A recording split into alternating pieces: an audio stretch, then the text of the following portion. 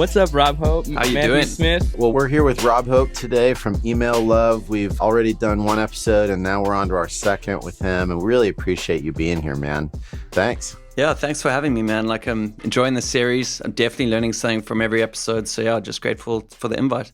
Fantastic. Yeah, everybody check out Email Love. It's really awesome to have more people celebrating what's happening in email. So let's dig into this email that you helped pick out. This is from Bellroy. Why don't you tell us a little bit about it? So, I mean, when I first saw this email, obviously it says a lot about their product. It's just the photography is gorgeous. How they mixed this sort of handwritten script fonts, just arrows pointing in over the products, the shadows, making them everything pop out. I just love the design. Absolutely love it. But the biggest thing for me was this call to actions, these actionable text, store it, work it. I just feel this is a big statement, but I feel it's a bit of a masterclass in switching up your call to action buttons. Mm-hmm. Big fan. And then, yeah, just their palette, the orange from the Bellroy, reused perfectly without, makes also that little handwritten font stick out. And then just this great tones, the overlapping images like you've seen here.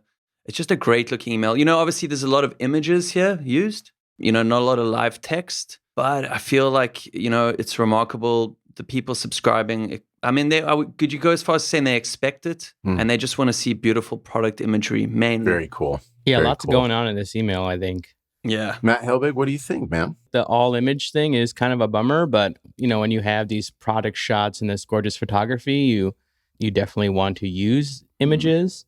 So, this one definitely stands out to me. If I caught it in my inbox, I definitely want to open it and check it out. This one has been one of our favorites too, just especially this header, the simplicity and use of color is really nice. Yep. I'm not sure how I feel about the little shadows under the CTA or not. I think I like them. They're so old school. I think I like them, but yeah, I think in general, this one's pretty good. But I think the biggest thing for us too has been that mobile view. The CTA is really scaling down really small and might be, hard to click on or, tap on or something. So overall, I think this one's pretty good, but I think they could maybe make it even better. Yeah, I agree. I think the way I would describe it is this is next level effective, great typographical design. It has all the right design system qualities, the design pattern. We talked last episode about design golf. They did a really nice job of keeping their consistent design language very clear. Here's a heading, here's a subheading, here's the body text, here's the CTA, here's this little doodad trying to kind of give you a sense of what's powerful in the image.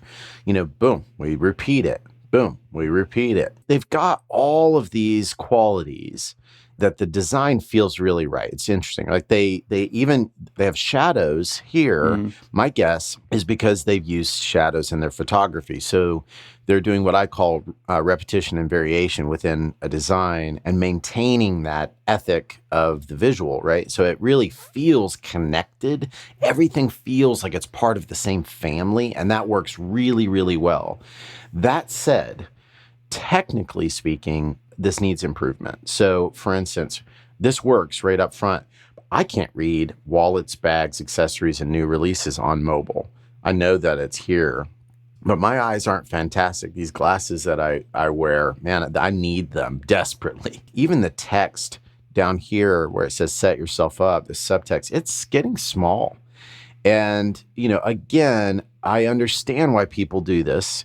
But this is not difficult to find yourself having a template that allows for live text. This is a image here up top, but this could easily be live here, and then it can scale and it can be responsive in email. Then the other thing would be, instead of having this be a side-by-side here, the opportunity is you could keep it side by side, but make the image slightly smaller. But I think the image is one of the most important things here. So if it were me, I would center align the image here and then put Tech Kit and everything down below it. And even if you made it images, you still could make that responsive, where that part comes down below and stays larger. And that would be much more effective. The ROI on this is, if we make an email responsive, do we get better effect? It doesn't make sense for people to like us to talk about cool ideas. Wouldn't that be neat to be responsive? Who cares, right? The point is like, does it drive business, which is what this person is trying to do, what this group is trying to do. And consistently, we see that it does. So when you cumulatively do all these little things, they add up to higher return on investment, which gets people, great gear and drives business. And so I think that's really the thing that I would call out here is there's some ways that they could really improve this email to be much more effective. But I do think from a email strategy design perspective, this is top 5% easily and really impressive. So thanks for bringing this to bear. Just the context of the send as well is really interesting because I think this is early January and they've announced 5 products here, which are really broad, covering their whole range. We've got your tech kits, then there's backpacks, wallets, work gear. And I quite like the timing of it because now, in your subconscious being planted their range, you're thinking of an upcoming birthday of a friend or even for yourself because the work years come in, but you now are reminded that what, Bellroy actually just covered it all. If I'm looking for something, I'm probably going to go to Bellroy first. I just quite like their selection of products in this reminder email. That's really well said. When you brought that up, another thing that caught my eye as we scrolled through here, they do a wonderful job of showing all the product line that they have, and it's a perfect time of year to do that. But also, these are the things that I care about when I'm shopping is, how long is this going to last? And what do you guarantee about it? How quickly can it get to me? Can I make a decision like, oh, this didn't work out after all without being, it being a pain in the ass? And knowing about customer experience, a lot of times when I start shopping online, I immediately try and find, I'm doing a, find for returns. And just to call this out is such a service to me. So I love that. And what do you all think about these little doodads here at the bottom? Are they catching your interest? Are you reading them? I don't know what you're asking me to do at that point. We talk about stay connected, my Bellroy. There's too many things to do in this email. I feel like as a reminder email on our product, let's keep it simple. Even this footer, it's really busy.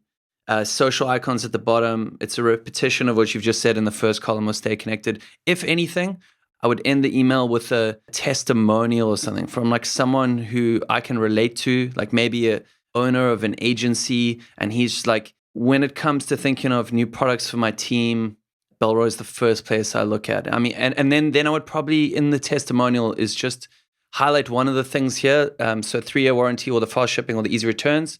So then maybe he talks about the fast shipping, or something That's like that. right. You know what I mean? Just a highlight of a feature. Strong testimonial. End it off. Clean. Done. I really like that, man. That's some good thinking. Yeah, I would check out some of their other sends too, because I feel like their cadence is very good. When you first get into their product, they send a few welcome emails. And then if you purchase a product, they send some follow-up ones.